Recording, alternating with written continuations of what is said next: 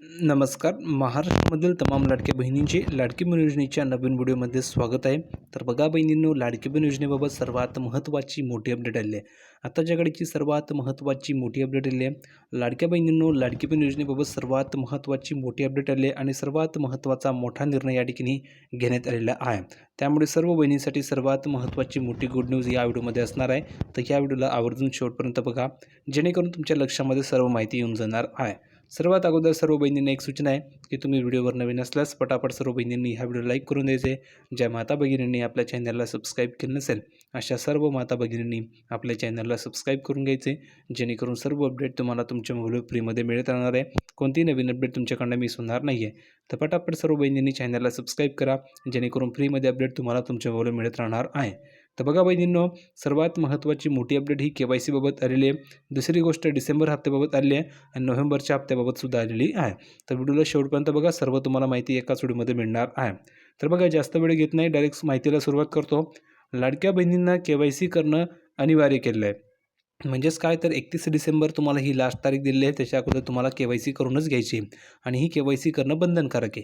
का बंधनकारक आहे? जर का तुम्ही KYC केली नाही तर तुमचा जो काही लाभ आहे तो या ठिकाणी बंद होऊन जाणार आहे, तुम्हाला पैसे मिळणार नाही आहे.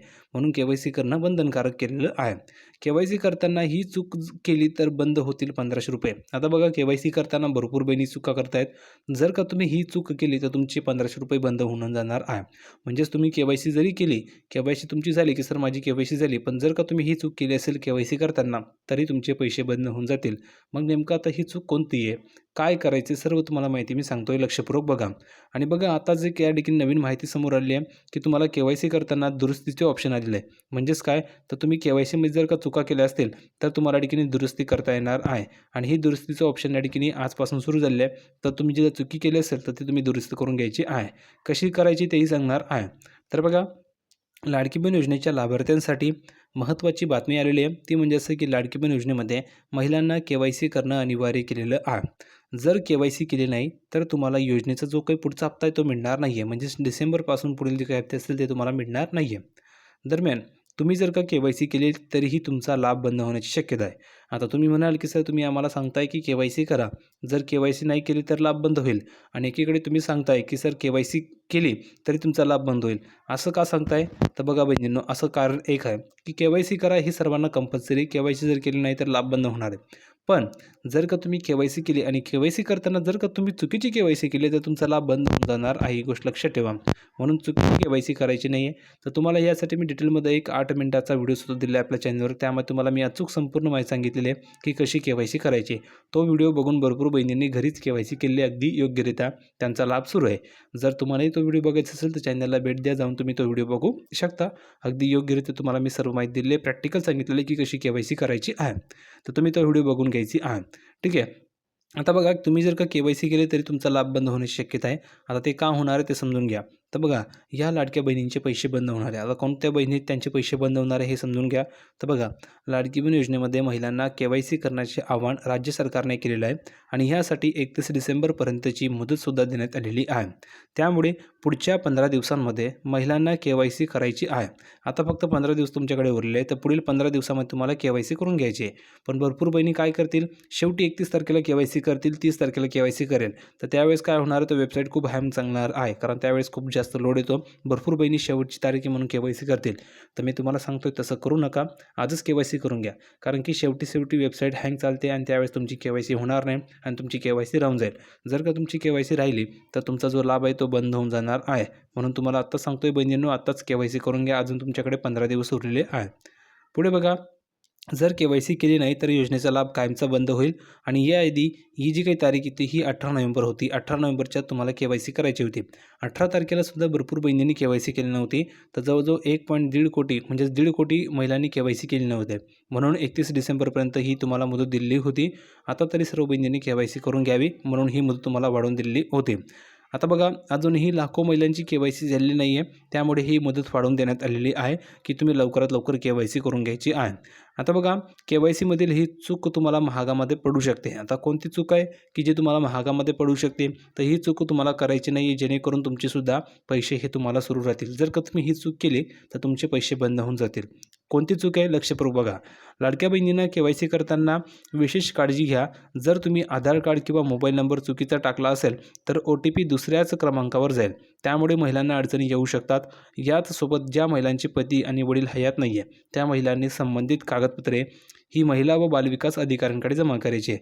म्हणजेच ज्यांचे पती वारलेले, त्यांचे वडील वारलेले, तर अशा महिलांना KYC कशी करायची, तर जे काही डॉक्युमेंट असतील, पती वारले असतील तर त्यांचं प्रमाणपत्र, वडील वारले असतील त्यांचं मृत्यूचं प्रमाणपत्र, जर त्यांचं घटस्फोट झाला असेल तर घटस्फोटाच्या ठिकाणी प्रमाणपत्र, हे डॉक्युमेंट तुम्हाला कोणाला द्यायचे तर महिला व बालविकास विभागाकडे तुम्हाला द्यायचे आणि ते दिल्याच्या नंतर तुम्हाला ते डॉक्युमेंट जमा करावे लागणार आहे, तरच तुमची KYC होणार आहे. आणि जर तुमची KYC होणार नाही आहे, जर तुम्ही कागदपत्रे जमा केली नाही तर तुमची KYC पूर्ण होणार नाही आहे. परिणामी तुम्हाला योजनेचा लाभ मिळणार नाही, ही गोष्ट लक्षात ठेवा.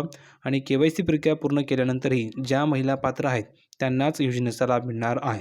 म्हणजेच तुम्ही KYC केली आणि तुम्ही जर का अपात्र असाल, निकषामध्ये बसत नसाल तरी तुमचा लाभ बंद होऊन जाईल. म्हणून KYCची जी प्रक्रिया आहे ती ह्यासाठी केली जाते की किती बहिणी पात्र आहेत, किती बहिणी अपात्र आहेत. तर KYCची माहिती भरताना योग्य माहिती भरा, जेणेकरून तुम्हाला लाभ हा मिळणार आहे. ठीक आहे. नंतर बघा, KYC पडताळणीमध्ये अपात्र असूनही ज्या महिलांनी लाभ घेतलेला आहे त्यांची नावे समोर येणार आहेत आणि त्यांचे अर्ज या ठिकाणी बाद केले जाणार आहे. म्हणून सर्व बहिणींनी व्यवस्थितपणे KYC करून घ्यायची आहे. जर का तुम्ही पात्र असाल तर तुमचा लाभ हा सुरूच राहणार आहे आणि जर का तुम्ही अपात्र असाल तर तुमचा लाभ हा बंद होऊन जाईल KYC केल्याच्या नंतर सुद्धा. का? कारण तुम्ही निकषामध्ये बसत नाही आणि ज्या बहिणी निकषामध्ये बसत नाही त्यांचा लाभ हा बंद होऊन जाणार आहे, ही गोष्ट लक्षात ठेवायची आहे. तर निकषामध्ये बसणंसुद्धा हे खूप गरजेचं आहे. आता निकष कोणकोणते होते, तर तुमचं उत्पन्न हे 2.5 लाखापेक्षा कमी असणं गरजेचं आहे. तुमच्याकडे 4 चाकी वाहन नको आहे. नंतर तुम्ही जर बघितलं असेल तर भरपूर बहिणीकडे या ठिकाणी उत्पन्न जास्त आहे, त्यांच्याकडे 4 चाकी वाहन आहे, तरीसुद्धा त्यांनी अर्ज केलेला आहे. आणि दुसरी गोष्ट म्हणजे तुमच्या घरी कोणीही सरकारी नोकरीला नको आहे. जर सरकारी नोकरीला असेल तरी तुमचा लाभ बंद होणार आहे. ठीक आहे, ही गोष्ट तुम्हाला लक्षात ठेवायची आहे.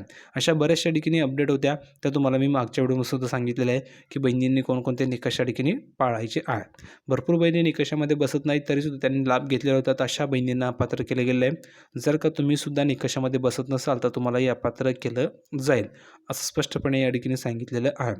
तर सर्वांनी KYC करून घ्या. 31 तारखेची वाट बघू नका, जेणेकरून तुमची KYC आताच होऊन जाणार आहे. आणि KYC झाल्याच्या नंतर लगेच तुम्हाला देखील डिसेंबरचे पैसे येणार आहे, ही गोष्ट लक्षात ठेवा. कारण की भरपूर बहिणी म्हणत आहे की सर मला पैसेच आलेले नाही आहे. तर बहिणींनो, आता तुम्हाला नोव्हेंबरचे 1500 रुपये मिळत आहेत. तर किती बहिणींना 1500 रुपये आले कमेंट करून सांगा बरं. ज्या ज्या बहिणींना 1500 रुपये आले असतील त्याने लिहून पाठवा की हो सर मला 1500 रुपये आलेले. ज्या बहिणींना आले नसतील त्यांनी लिहून पाठवा की नाही सर मला 1500 रुपये आलेले नाही आहे. ज्या बहिणींना आले नसतील त्यांना लगेच आपण पैसे पाठवणार आहोत आणि ज्यांना आले असतील त्यांना लगेच डिसेंबरचा हप्ता जमा केला जाणार आहे. कारण की डिसेंबरचे सुद्धा पैसे तुम्हाला आत्ताच या ठिकाणी मिळणार आहे. म्हणून सर्व बहिणींनी KYC करून घ्या. डिसेंबरचे सुद्धा तुम्हाला हप्ता मिळणार आहे. आणि ज्यांना नोव्हेंबरचे आले असतील त्यांनी सांगायचं की सर नोव्हेंबरचे आले.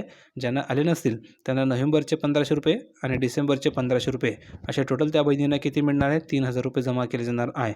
नोव्हेंबरचे 1500 आणि डिसेंबरचे 1500 असे करून त्यांना टोटल 3000 रुपये जमा होणार आहे. ठीक आहे, तर ही गोष्ट लक्षात ठेवायची आहे. काही अडचण असेल, काही डाऊट असेल तुम्ही कमेंटमध्ये विचारू शकता. व्हिडिओ कसा वाटला कमेंटमध्ये सांगा. व्हिडिओ आवडला असेल तर लाईक करा, शेअर करा, चॅनलला सबस्क्राईब करायला विसरू नका. भेटूया पुढच्या व्हिडिओमध्ये नवीन अपडेट घेऊन. तोपर्यंत धन्यवाद.